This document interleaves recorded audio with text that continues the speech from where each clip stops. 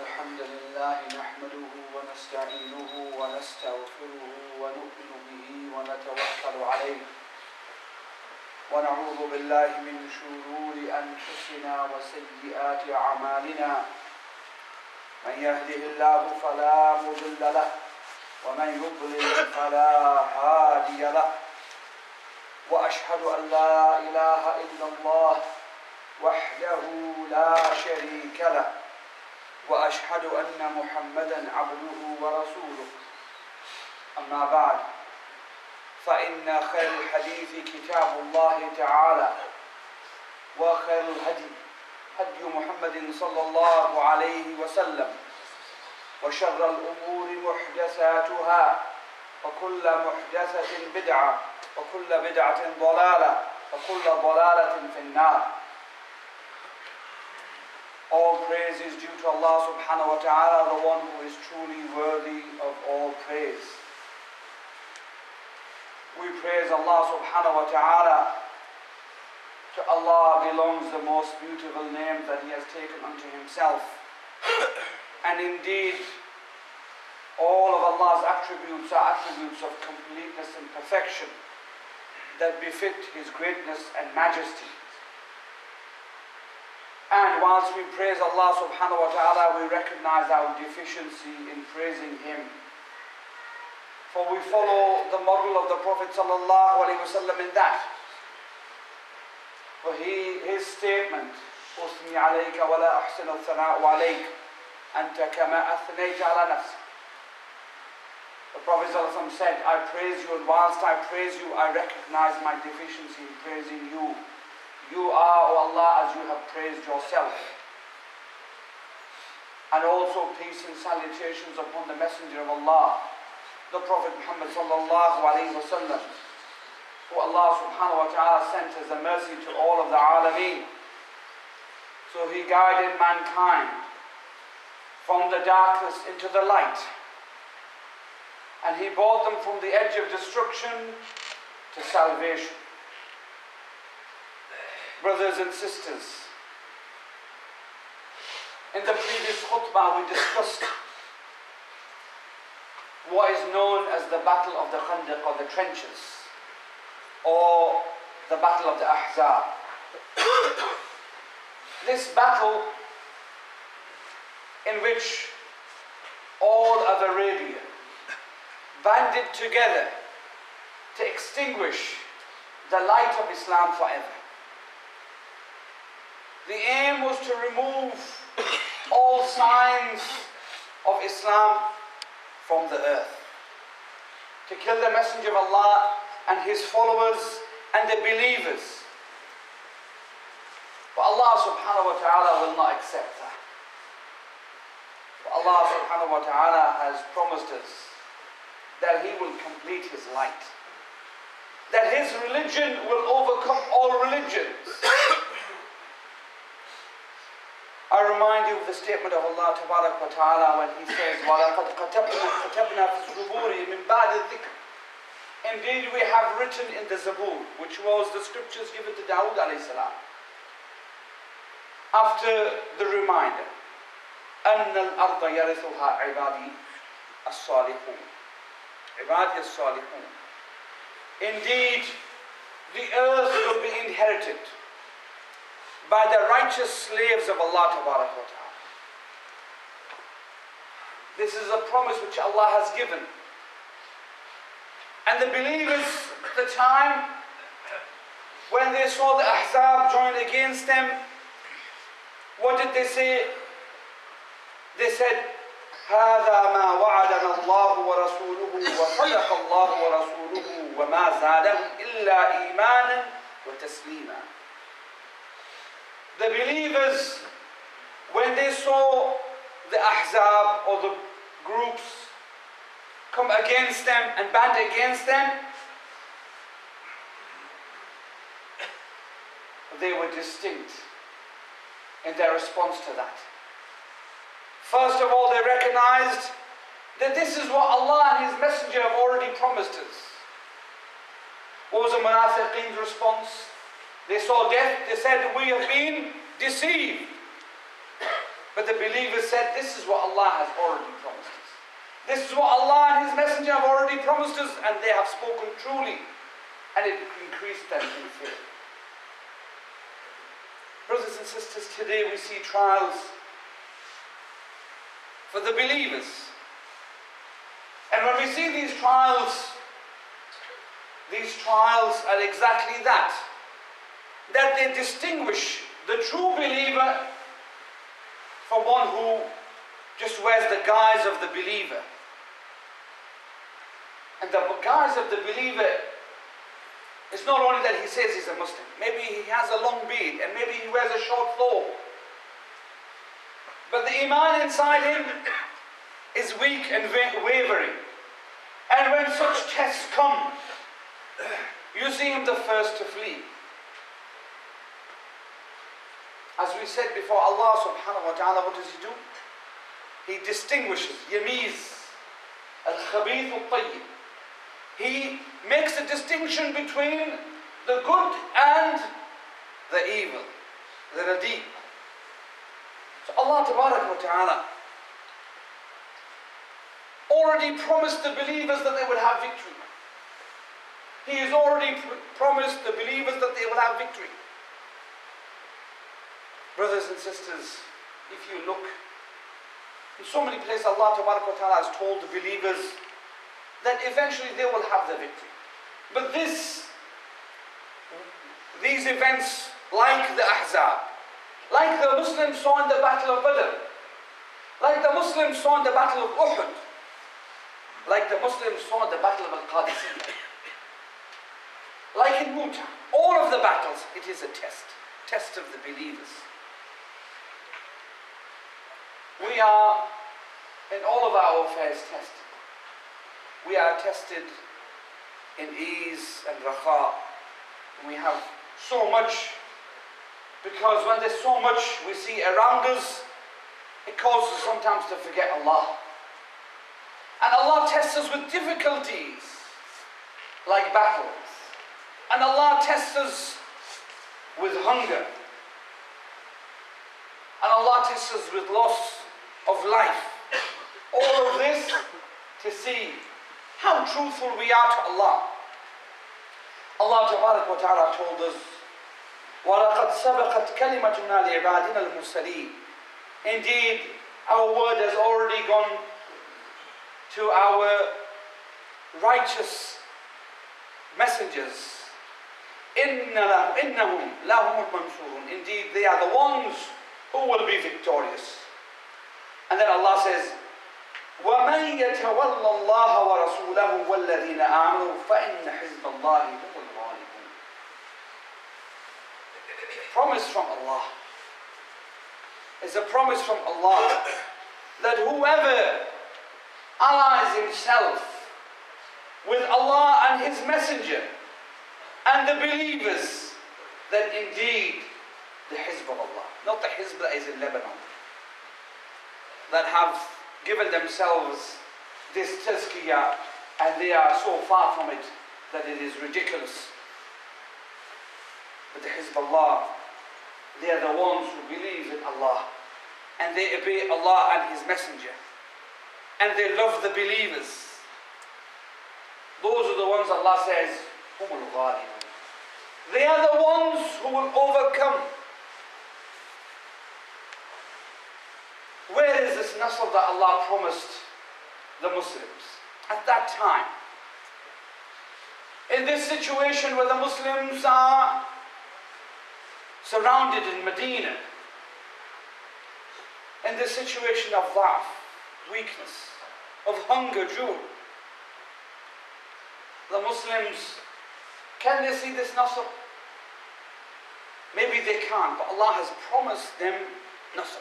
أَلَا إِنَّ نَصْرَ اللَّهِ قَرِيبٌ. Indeed, the aid of Allah is close. The victory which Allah will give you is very close. Sa'atu sabr. 1 hour of patience. This is 1 hour of patience.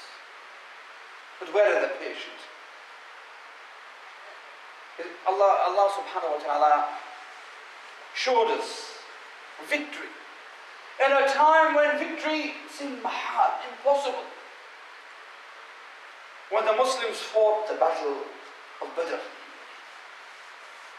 In the battle of Badr, Allah subhanahu wa ta'ala gave the Muslims victory, and it was the turning point in their lives. If you look at the Muslims, we were discussing the role of Sa'd ibn Mu'adh. When the Prophet asked the Muslims to advise him, and he realized that he was testing the Ansar. What is the role of the Ansar in this battle? Because don't forget, the pact between them and the Prophet ﷺ is only to defend the Messenger of Allah in Medina, not to go out and pursue an enemy and fight a war.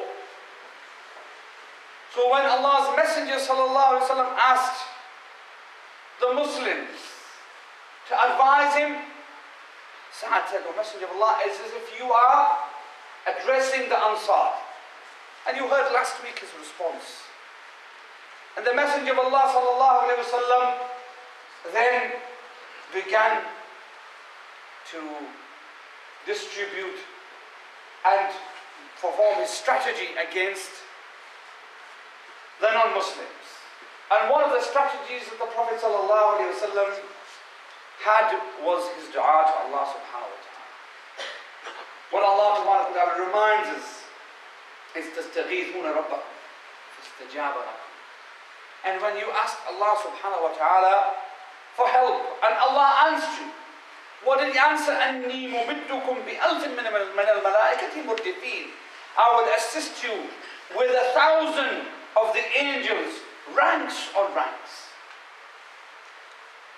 When the aid of Allah comes, is it far?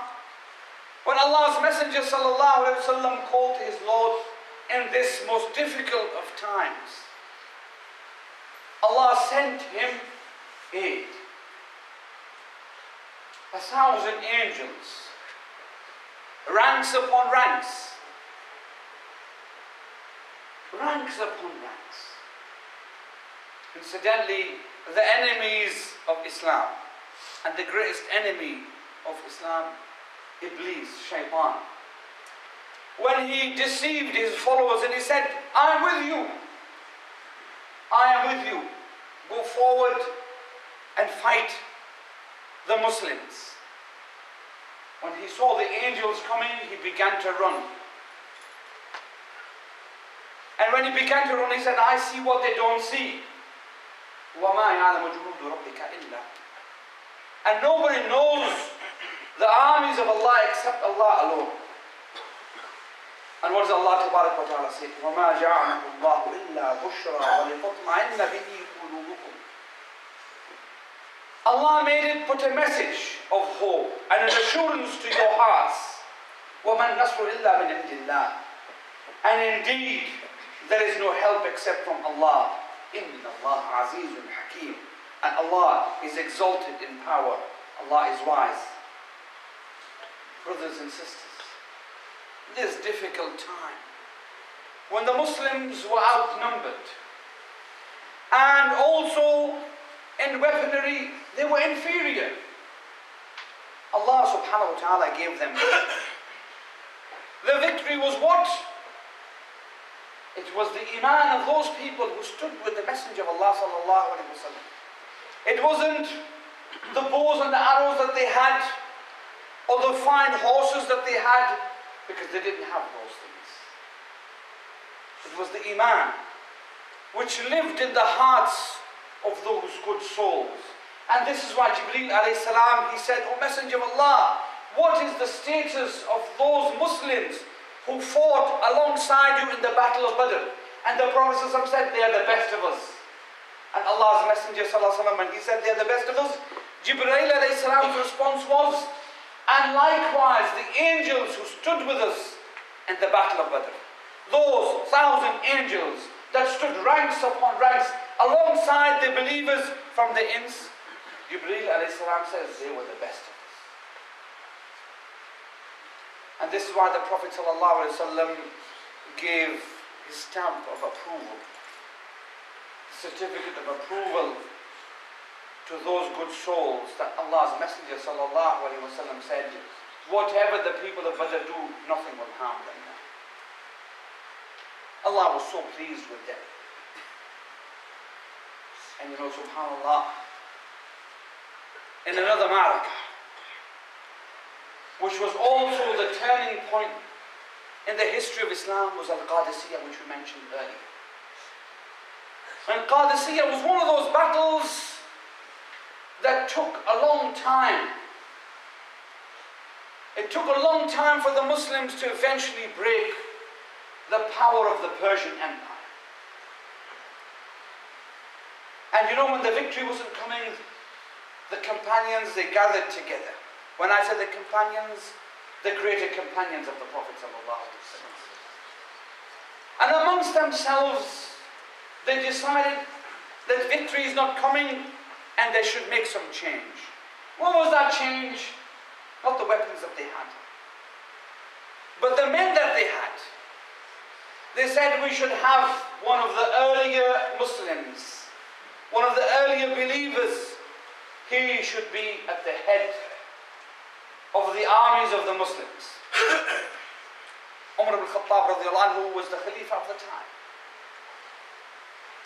He offered himself.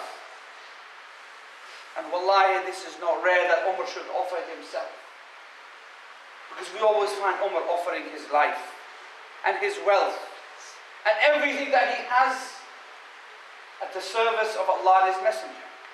So Umar offers himself, and the companions say, oh no, O Amir al-Mu'mineen, for who will be qa'im over Medina if you were to go and participate in this battle?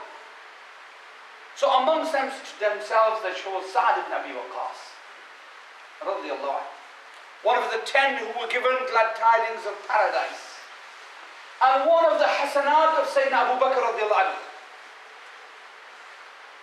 It wasn't sufficient just that Abu Bakr radiallahu anhu accepted Islam without taraddud, and he was in the service of Islam from the first day that Islam was enjoined upon the believers, but also from his hasanat is Sa'd ibn Abi Waqqas and Abdurrahman ibn Auf and so many of the greater companions. For Abu Bakr radiallahu anhu, when he accepted Islam, he went out and he started a call to Islam. And who did he call? These great men. This great man called these great men. Today, Sa'd ibn Abi Waqqas is made the leader of Al-Qadisiyah, the Battle of Al-Qadisiyah. Allah subhanahu wa ta'ala gave them victory. Why? He shouldn't give them victory when at the head of them is these righteous souls, because Allah is testing their iman. And their iman has been put through the furnace, and it has come out to be pure. It went through the furnace of life. They were tested. For Sa'd was exiled. He lost his wealth. He fought battles. So he went through the furnace to come out at the end of it truly a believer. It's proven that he was a believer. And with him in Sa'd's army are 70 other great men. Do you know that 70 of the people in the army of Al-Qadisiyah that fought in the Battle of Qadisiyah, 70 of the people who fought in the Battle of Badr, those same people who brought this victory and change in the Tariq of Islam, the Battle of Badr brought about a change in the Battle of Al-Qadisiyah. That was a turning point in which the Persian Empire was finished. One of the greatest powers of the time was brought to an end in this one battle. And subhanAllah, when Sa'd ibn Abi Waqqas, on the final day he addressed his army of the battle, and he reminded them of the Battle of Al-Badr. And he read these verses that I am reading reading to you now is the study. He read these verses from Surah Al-Anfal, Surah Al-Jihad. He read these verses to those companions. He was reminding them of their duty. And he said this statement to them, which I wanted to read to you. إن ترغبوا في الآخرة وتزهدوا في الدنيا تعطوا الدنيا والآخرة. If you vie for and strive for and aim for the Akhirah, and you leave coveting this dunya, you will be given the Akhirah and the dunya. This statement is something which caused the believers to be shaken to Iman. Not to life, but to Iman. And what is precious to people in this dunya is that they live and they live well. And he told them, seek for the Akhirah and Allah will give you the Akhirah and the dunya. Present your lives and your souls for Allah's sake, and Allah will give you the eternal life of the Akhirah, and He will give you the life of this world. And he reminded them that they should seek forgiveness for sins, because sins are that ha'il, that veil which stands between Allah and the slave. And when he removes that veil, when he leaves doing sins, then Allah subhanahu wa ta'ala aids his slave and gives him victory. And then the Muslims were given victory. They were victorious. Look at the marahil of the life of the Prophet sallallahu alaihi wasallam. 13 years he lived in Medina. He was ordered to propagate, to give da'wah to Islam. He started with his family. And you know the response from that. Some of them accepted and others, what did they say? Abu Lahab rejected faith. You know, some people, they think proximity to the Kaaba makes a person ma'soom. If somebody sits beside the Kaaba, that's it, he must be the greatest believer. And what does Allah Ta'ala say? Whilst Abu Lahab had the keys of the Kaaba, and he was given custodianship of the Kaaba, and he was from the family of the Prophet sallallahu alaihi wasallam, from his a'mam. But look, he rejected faith. When the Prophet called him, he said, Tabbat laka ya Muhammad. Destroyed be you, O Muhammad. Why? Because he's calling him to Iman. So Allah Ta'ala said, Tabbat yada abi lahabin wa tabb. Destroyed is the hands of Abu Lahab. Why his hands are destroyed? Why not all of Abu Lahab? The scholars of tafsir, they say that with the hands, person does actions. So this is why Allah subhanahu wa ta'ala said his hands are destroyed first, then the rest of his being. Abu Lahab is destroyed. And Allah subhanahu wa ta'ala brought victory to the Muslims. When they gave da'wah to the people of Mecca, many of them rejected. The Prophet took himself to Taif and the surrounding areas, the dawahi of Mecca. And he called them to faith. And some of them rejected. But do you see him? Does he ever give up? What did we ever do for Islam? That today we fold our arms and say, Allah's aid is not coming. And Allah has forsaken us. And we make dhunoon of Allah. Whilst we don't blame ourselves and the poor actions that we present to Allah and say, Allah, there's my actions. Wallahi, we deserve our actions to be thrown back in our faces. Because our ham in this dunya is not like those people who Sa'd ibn Abi Waqqas told them that you should desire for the akhirah, not this dunya. Allah will give you the akhirah and the dunya. Today, all we desire is this dunya. Our ham is dunya. And this is why Allah subhanahu wa ta'ala puts us through this furnace. Brothers and sisters, Allah Ta'ala tests the believers. Our test is every single day in every single action of ours. The actions that Allah tests us in, the salah, coming to the prayer. You see our masajid, mashallah, masjid is full to the rafters. We have brothers who are standing outside waiting to come in. This is the Jummah. And the other prayers, why? In the month of Ramadan, the masjid is buzzing and alive with the sound of the Quran. And as soon as Ramadan passed, it's disappeared. Where have the reciters gone? Brothers and sisters, in the month of Ramadan, the souls were alive because they were fasting and conscious of Allah. Ramadan passed and their fasting is forgotten. All but forgotten. 12 days left of the month of Shawwal, and you still haven't started the fasting yet. For 6 days of Shawwal. Brothers and sisters, Ramadan has barely passed from memory,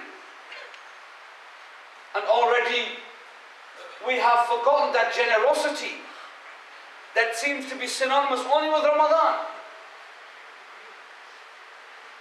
In Ramadan, we gave in Allah's cause. We were generous. We fed our brothers.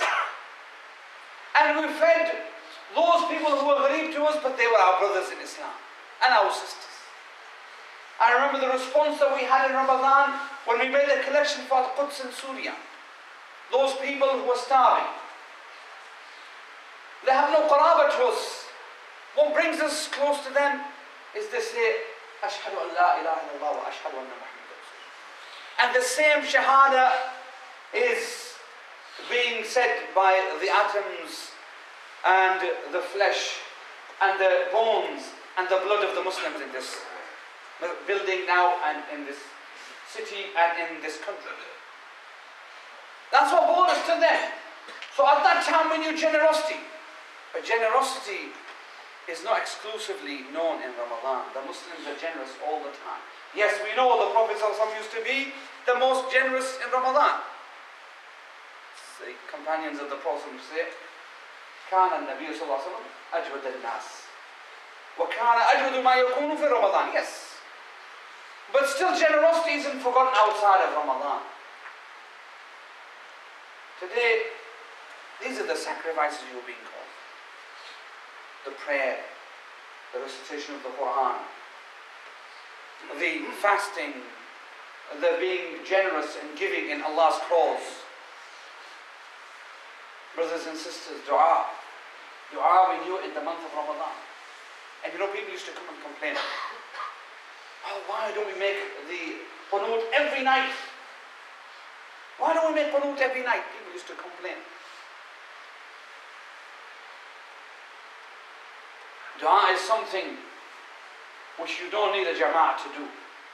Wallahi, sometimes one person makes the dua. That dua is accepted by Allah, and the benefit of that dua is for all of the Muslims. What is stopping you from making dua? And now that Ramadan has passed, there are no voices raised to Allah, to ask Allah. And this time, أحوج ما يكون مسلمين للدعاء. We are now in the most desperate situation. And this is the time we need dua. Where is the dua of the Muslims? Brothers and sisters, the battle of the Ahzab, the battle of Badr, Al-Qadisiyah, all of the battles, there were situations that came about when Allah subhanahu wa ta'ala tested the believers, and Allah reminds us, وَتِلْكَ الْأَيَّامُ نُدَاوِلُهَا بَيْنَ النَّاسِ. These days we alternate between people. Why does Allah do that? Because He's testing us. But it is a test which is every day. The test of the prayer, the test of the Quran, the test of our iman. The test of our sidq. The test of our sidq. You know, there was a time when the shahada of a Muslim meant something. A Muslim said something because the Prophet told us that the Muslim is never a liar. He can be so many other things, but he can never be a liar. Now, the least trustworthy people are the Muslims. It goes to show the state of our iman. Brothers and sisters, Allah subhanahu wa ta'ala asks for us that we should be true believers. Be Muslims in our entirety. Enter into the fold of Islam wholly. It's not just the prayer, but it's also the sidq. We ask Allah subhanahu wa ta'ala, make us a people who hear the truth, recognize we truly, give us the ability to act upon it. And also make us a people who hear the false, recognize we false, and give us the ability to avoid what not going on this morning.